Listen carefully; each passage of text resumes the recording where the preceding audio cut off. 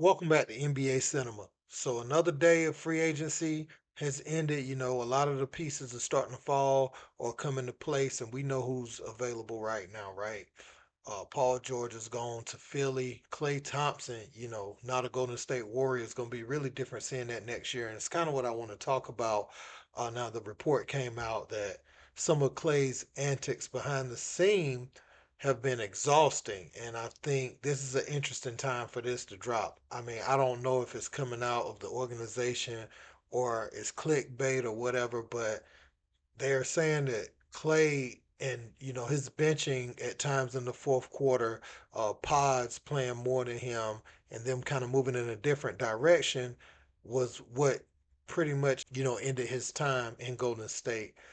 And it wasn't necessarily about the money. They're saying that it was more so about him coming off the bench. He was told that instead of being in and out the lineup, you're just going to be kind of demoted to the bench. Now Clay said out his own mouth earlier this year that he didn't see it as a demotion, but you try to stay positive when your team is trying to compete and you have a dynasty like that. But I think in Clay's mind, I helped build that. Um, I'm not ready to go to the bench, especially, Draymond and Steph are still at a place in their career where they're clearly starters. So, why me, right? And so we have this video of Clay putting in work, really eager to get back to the Clay of old. Let's check it out.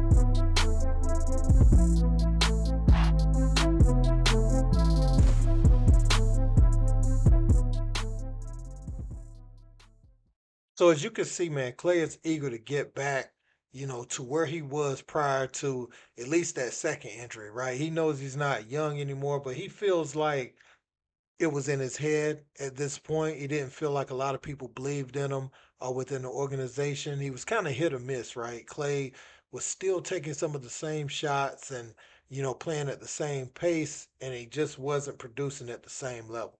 But I think, again, this change of scenery, they went all in on Clay. Josh Green is gone as a part of the deal. He's gone to Charlotte. So now Clay, he was really thrilled with the idea of him starting. I think for the Lakers, since Dalton Connect is a little bit older rookie, I don't think they necessarily miss because I think Dalton Connect can hoop, man. I really believe he's gonna come in, and I can't put a point total on it just based off what everybody else does, but I think because he's not just a shooter. Like Dalton Connect will take off and really embarrass somebody, finishing at the rim. So I think the Lakers have a good player. It's just how quick he will adapt and be able to play off Bron and them.